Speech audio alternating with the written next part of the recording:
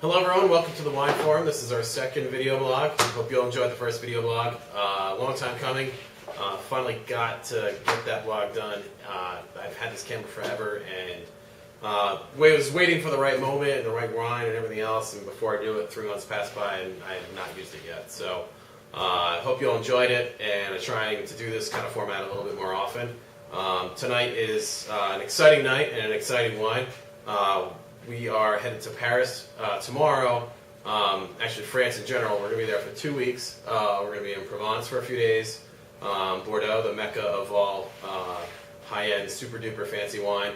And then back to Paris for a little bit of civilization and some more amazing food and museums and everything else. So tonight's wine is not French because we'll be having plenty of that in the next 2 weeks. And I don't want to start tiring my palate out of French wines just yet. So tonight we're actually doing, it's a Bordeaux style wine. It definitely tips a tap to Bordeaux with a little bit of a New World touch to it. It's a 2004 Cabernet Sauvignon from Trafford Vineyard. The significance of this wine is that about, 2 years ago on our honeymoon we went to South Africa, and this is the last time we took a trip like this. An amazing trip. Trip of a lifetime. This one's, to me, may surpass that, may not, probably not, but I'm excited for it. We're going to taste a lot of great wines. We're going to a lot of great chateaus in Bordeaux, Chateauneuf de Pape, maybe Champagne for the day if we have some time, but I think we'll have our hands full and probably not get there. But it's easy to get to. The rail system there is amazing. I'm sure plenty of you all know that have been there a lot of times. This is my first time outside of going to Paris and being actually outside of either the airport or actually the city of Paris. So let's try out tonight's wine and give it a shot. Okay. All right. Let's see. Nice dark color. Some beautiful red garnet colored edges. Nice dark core. Definitely more of a New World color, but I like that velvety red claret on the edges. I can actually smell the wine from just kind of looking at it over the sheet of paper. Here's our actually itinerary for Provence, Bordeaux, and then Paris. Pretty freaking psyched. So, as you can see, the color on this is pretty awesome. It's a little hard to do it on its side, but it's nice and vibrant with a kind of deep, almost kind of a mystical kind of core. But anyway, not to get too much onto the color. The nose is jumping from the glass on this.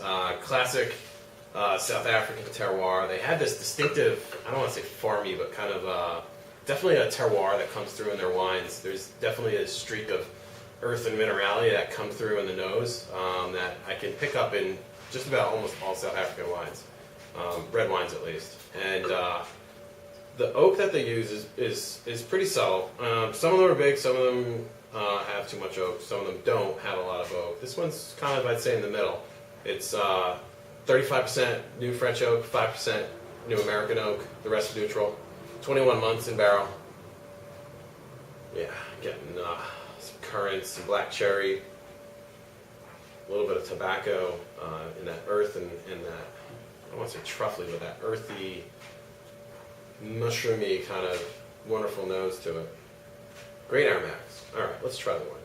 Enough talking about it.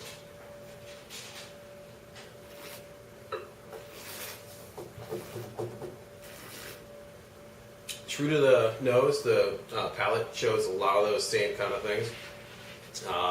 Lots of currants, cherries, not too curranty, but enough cherry to kind of offset that very pungent, sometimes currant aroma and flavor. Definitely got that tobacco, great acidity, super fine tannins. I mean, they're there, but they don't, really kind of box in your palate with that structured frame. This is an excellent, excellent wine.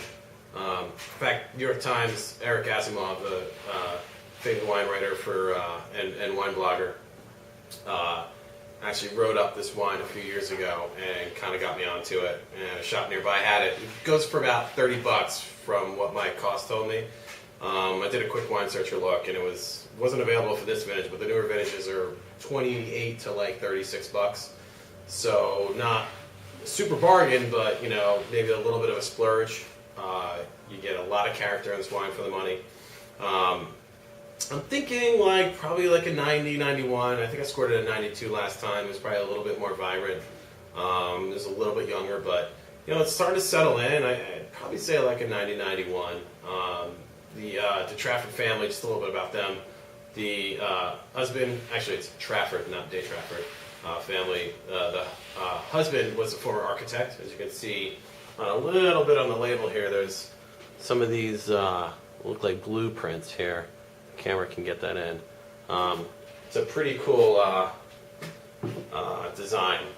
I like the label. I think it's really neat. They actually have a Shiraz that they make that's called Blueprint, and I had that when I was in South Africa, along with many other really, really good wines from there. Now, if you guys have any questions on South African wines, hit me up on Facebook or hit me up on my blog. While I'm away, I'm going to be bringing this video camera with me, so hopefully have some nice stuff. We're going to, just to name a few, Genasse and Châteauneuf-du-Pape, Pégao and Châteauneuf-du-Pape, Latour, Ducru-Bucaillot, Angelus, Vaux Château-Certain, to name quite a few things, and trying to not eat too much foie gras and put 2 inches on my waistline, which I probably will. Anyway, cheers to you guys, and I'll catch you when I get back. Thanks and have a good night.